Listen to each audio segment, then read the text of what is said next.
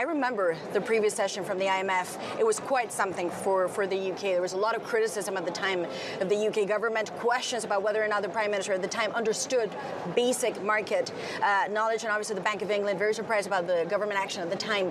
Do you still do damage control here, or is that chapter over? I think the page has really turned on that. It was obviously a very difficult period for the UK, but talking to my fellow finance ministers, we are all thinking about the future. I think there's a lot of confidence in the UK. The IMF themselves say that the UK is on the right track. We've had two big fiscal events, a budget and an autumn statement, which I think have commanded international confidence. So I think there's a lot of positivity towards the UK this time round. So it is in the past, but I do have to ask you, because Liz Truss happens to be here too today, and she said there are establishment forces that at times make your policy very difficult. They do not want you to get on a policy path that may not be conventional, but is good for the country. When you come here, on a very honest note, do you feel you're fighting the establishment?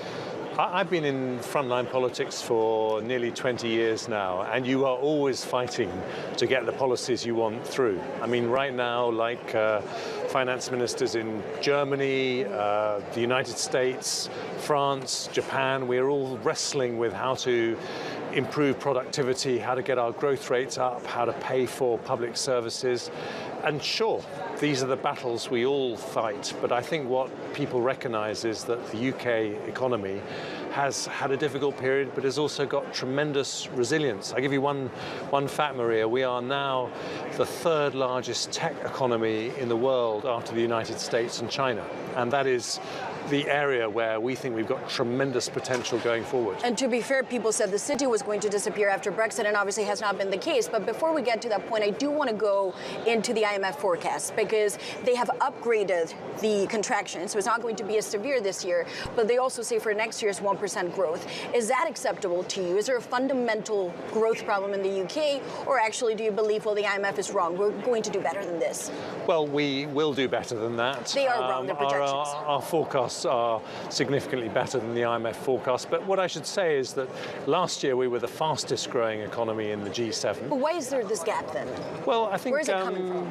You know, it's not just me. I mean, the German finance minister says he's much more optimistic about Germany's prospects. I think Janet Yellen has said the same about the United States. So you say we will prove so we are very confident about the UK's medium and longer term prospects, but we don't pretend that we're not going through a difficult period.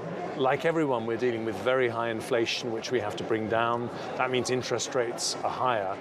But you look at an economy and you say, what are the sectors that are going to make the biggest difference, that are going to shape the 21st century? And it's technology, it's life sciences, it's entertainment industries. Those are the industries where Europe has the biggest, where the UK has the biggest sector in Europe.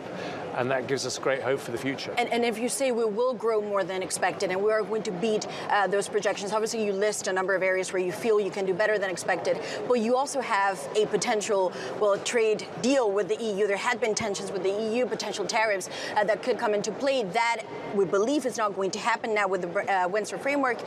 But I do wonder, when is this going to be fully clarified for investors? Because still, it's not been fully sealed.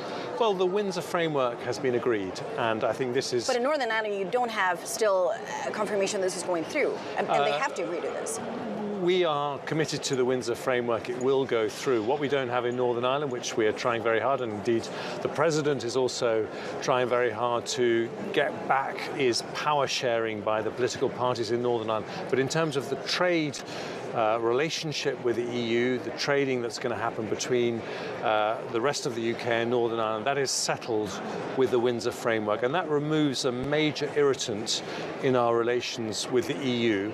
And that is very important, because the big lesson of the last year is that democracies like the EU, the UK and the US have far more in common when we're facing threats like Russian aggression in Ukraine, and we need to stand together. And I think that's been the big message of all the finance ministers from the democracies who are meeting together here in Washington. But if you had to put a number on it, how much trade? And you talk about this framework that has been agreed. We know the president of the U.S. is going to the U.K. There had been talks, or has been, about this potential trade deal, which in the U.K. is very big, but in the U.S. it's not so much a political point. Do you believe there will be this trade deal between the U.K. and the U.S.? And also quantifiable, what is the number of it? How much trade are you talking about? What is the potential growth component for the economy, essentially? Well, we welcome trade deals with any friends and allies, but there is much more to our relationship with the United States than the free trade agreement. I mean, we have a very, very close security partnership. We are talking... But you haven't given up on it. Well, we would welcome discussions when the time is right. Which will but be? this is not something that we think is imminent, and nor are we particularly worried if the time isn't right.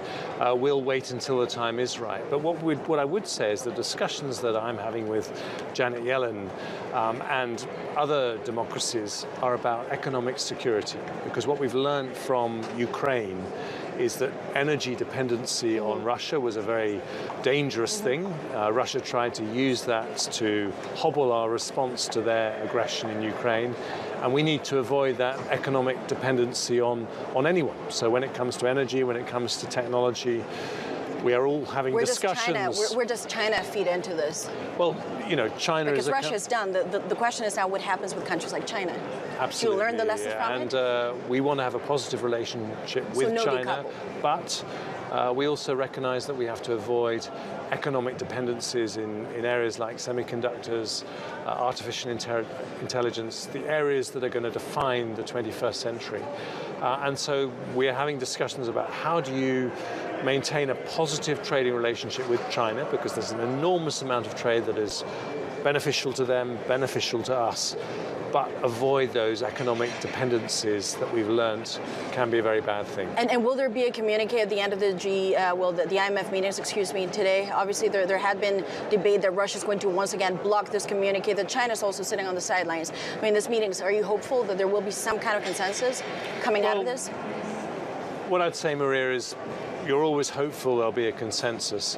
But if there isn't a consensus, it's better to be honest about that, not to have a communique than to try and have a communique that's pretty meaningless. And obviously you've had a difficult job to inherit, and as you say, it has been a difficult year for the UK, but I wonder if you believe all of this has come together, you're going to see this economy grow.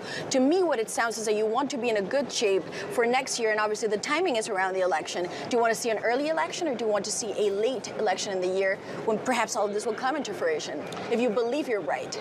Well, it's too soon to answer that question. You don't want to put a season on it. Maybe it's the autumn. You don't. What I would say is that if you look at the projections, not just by the IMF, but by the official forecasters in the UK, by the Bank of England, they are that in a year's time, the UK economy will really have turned a corner. And the single reason for that is that we are predicted to get inflation down to 3% or below.